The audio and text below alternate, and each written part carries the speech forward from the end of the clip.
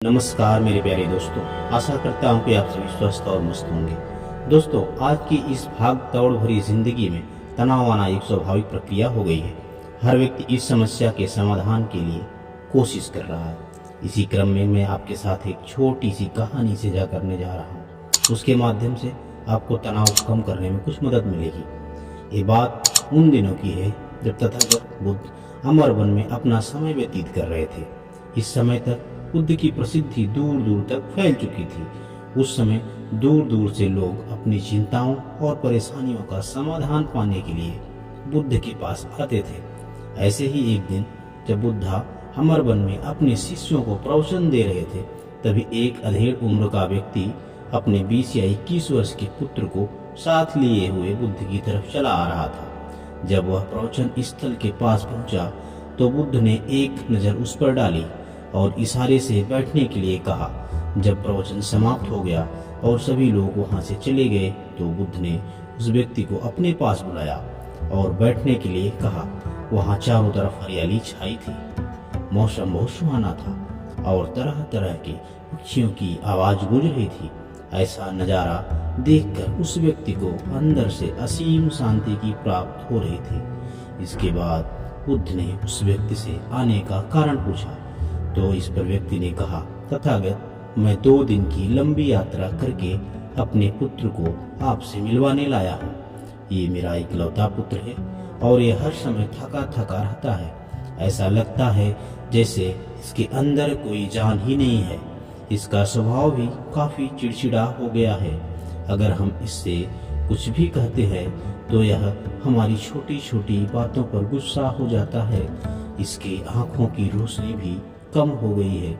इसके बाल भी सफेद पड़ने लगे हैं। इतनी कम उम्र में इसका शरीर किसी बुजुर्ग की तरह दिखने लगा है। जब मैं अपने पुत्र को वैद्य जी के पास लेकर गया तो उन्होंने कुछ औषधि दी और कहा, अपने पुत्र को तनाव कम करने के लिए कहो। वो अपने दिमाग में बहुत अधिक तनाव लेता है, इसीलिए उसकी ऐसी हालत हो गई है। लेकिन मुझे उनके समझाने के बाद भी तनाव का मतलब समझ नहीं आया। मुझे नहीं पता कि तनाव क्या होता है, यह किन कारणों से आता है और उसे कैसे अपने पुत्र के दिमाग से निकालूं।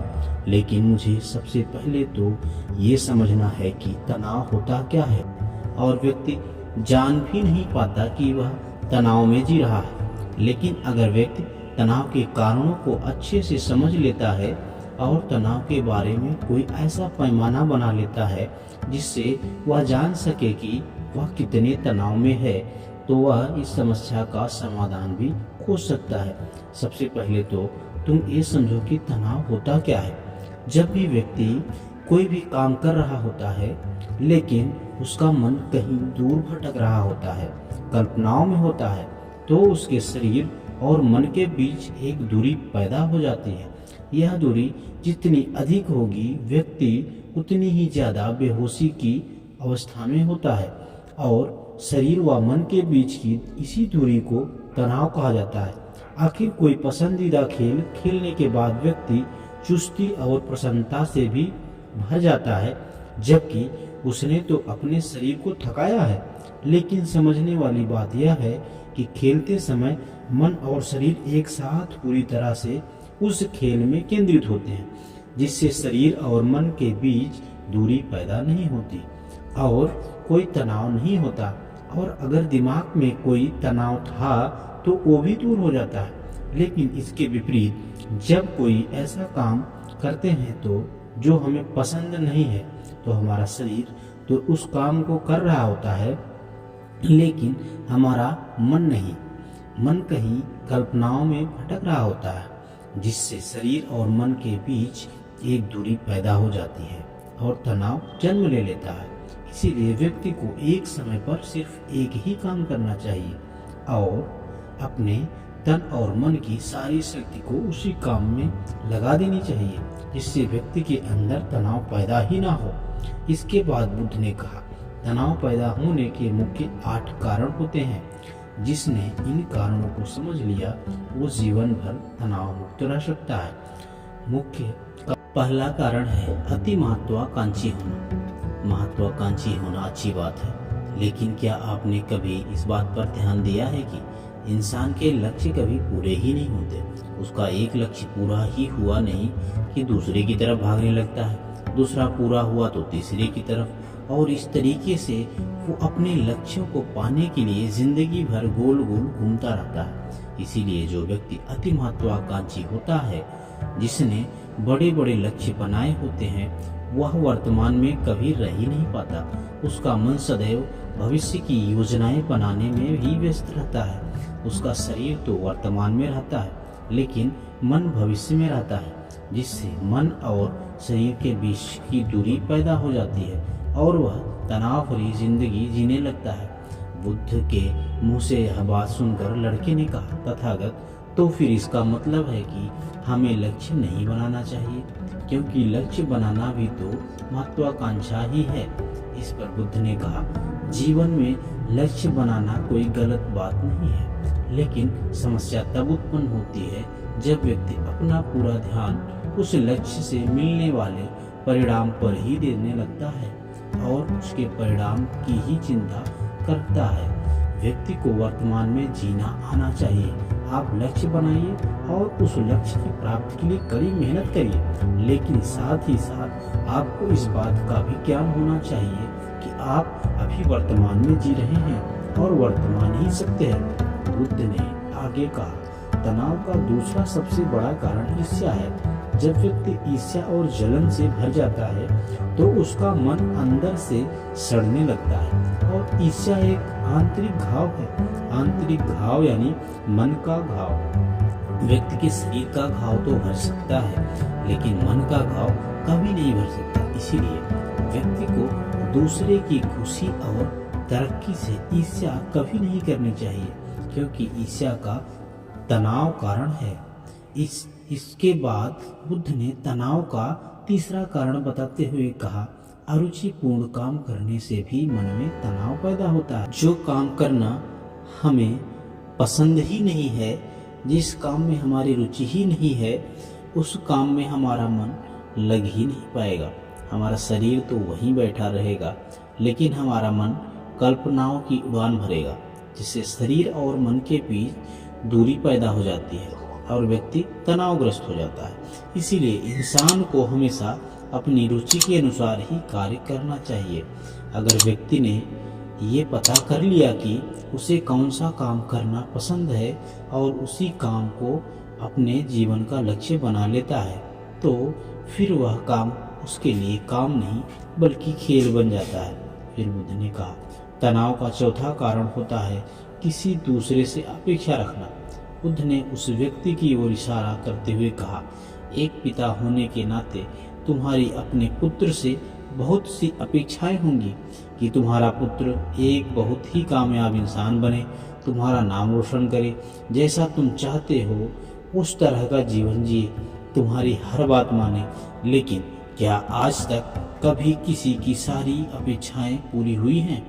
जब भी कोई व्यक्ति किसी दूसरे से कोई अपेक्षा रखने लगता है तो वो अनजाने में अपने लिए तनाव पैदा करने लगता है। जरा सोचो कि अगर तुम्हारा बेटा तुम्हारे अनुसार काम नहीं कर रहा है और वो नहीं बन पा रहा है जो तुम उसे बनाना चाहते हो, तो निश्चित रूप से तुम्हारे दिमाग को तनाव पकड़ लेगा।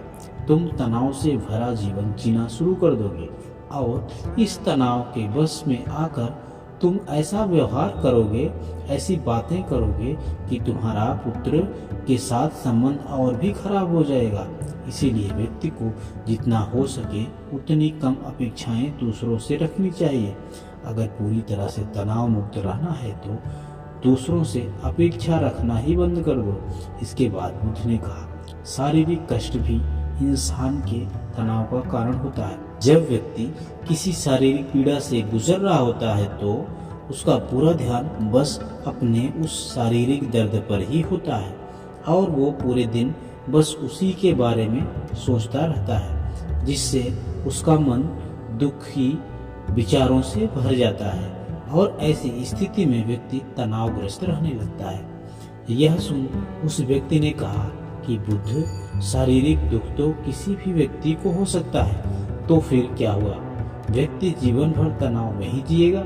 इसका जवाब देते हुए बुद्ध ने कहा, इंसान को ये बात समझनी चाहिए कि हमारा जीवन दुखों का आधार है। जैसे जैसे हमारा जीवन आगे बढ़ता है, इसमें दुख आते हैं, बीमारियां आती हैं और फिर अंत में मृत्यु भी आती है।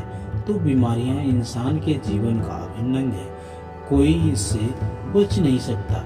बस किसी के जीवन में ये समय से पहले आ जाती हैं तो किसी के बाद में। जब इंसान का मन इस बात को अच्छे से समझ लेगा कि वह अपनी बीमारी के बारे में सोच कर ज़्यादा तनाव नहीं लेगा, क्योंकि यह हमारे जीवन का अभिन्न हिस्सा है और इसके लिए व्यक्ति को शारीरिक रूप से भी अभ्यास करने रहना चाहिए। अपने जीवन में व्यायाम और स्वस्थ जीवन शैली को भी जगह देनी चाहिए ताकि उसका शरीर लंबे समय तक निरोगी रहकर सही से काम कर सके। तनाव का अगला कारण होता है अपनी योजनाओं को समझने के लिए समय ना देना।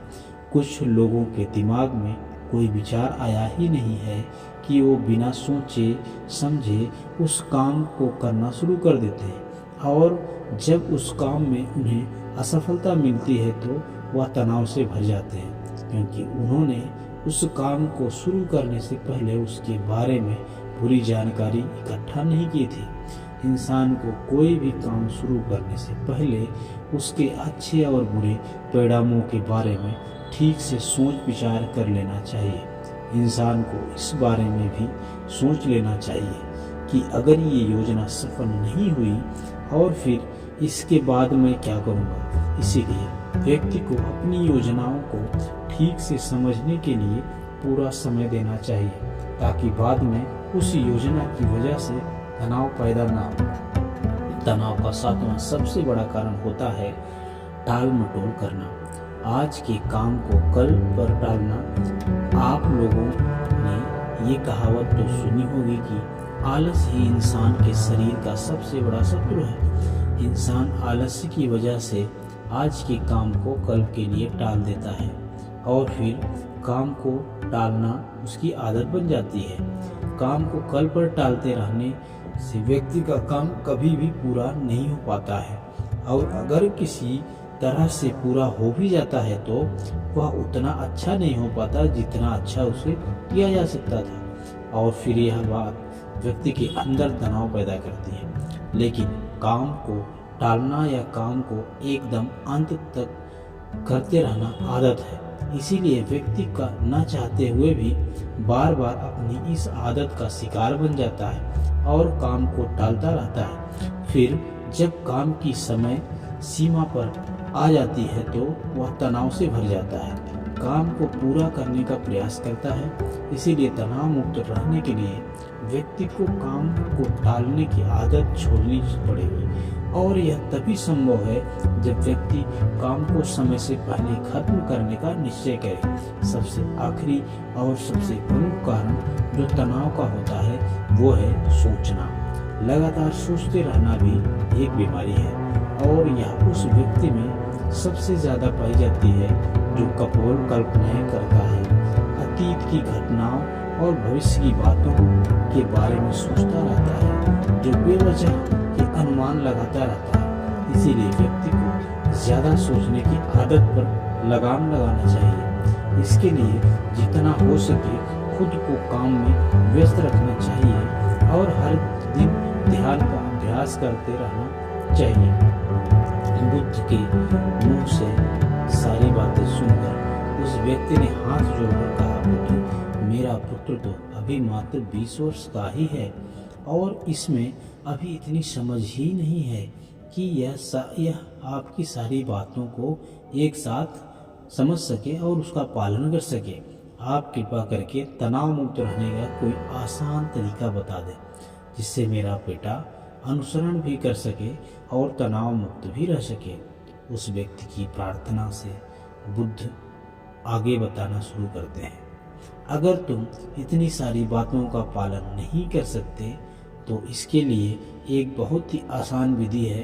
तुम एक बार में एक काम को करने का ध्यान लगाओ। ये सबसे आसान और अच्छा तरीका है तनाव मुक्त रहने का। जब तुम भोजन करो तो उस समय सिर्फ भोजन ही करो, उसके पूरे स्वाद का आनंद लो, उसे अनुभव करो। जब चलो तो अपना पूरा ध्यान सिर्फ चलने पर ही लगा दो। इससे तुम्हारा मन और तुम्हारा शरीर दोनों एक जगह पर केंद्रित रहेंगे, दोनों के बीच दूरी पैदा नहीं होगी, जो कि तनाव का मुख्य कारण होती है। दोस्तों, आज की युवा पीढ़ी एक ही समय पर दो या तीन काम करने की आदी हो चुकी है, जैसे फोन पर बात करते हुए गाड़ी चलाना, खाना खाते हुए टीवी देखना इत्यादि। दोस्तों, जब कोई व्यक्ति एक ही समय पर तीन काम करेगा तो तनाव पैदा होना तो स्वाभाविक है, क्योंकि दिमाग तो एक समय पर पूरा ध्यान लगाकर सिर्फ एक ही काम कर सकता है। एक समय पर दो कामों में संपूर्ण ध्यान नहीं लग सकता। इसीलिए जहाँ तक संभव हो सके एक समय पर सिर्फ एक ही काम करने का प्रयास करें, वो भी पूरे ध्यान के साथ। दोस्तों, आशा करता हूँ कि आपको इस स्टोरी से काफ़ी कुछ सीखने को मिला होगा। आपको यह स्टोरी कैसी लगी कमेंट में जरूर लिखें, वीडियो को लाइक करें और चैनल को सब्सक्राइब करें। धन्यवाद। वंदे मातरम। जय भारत।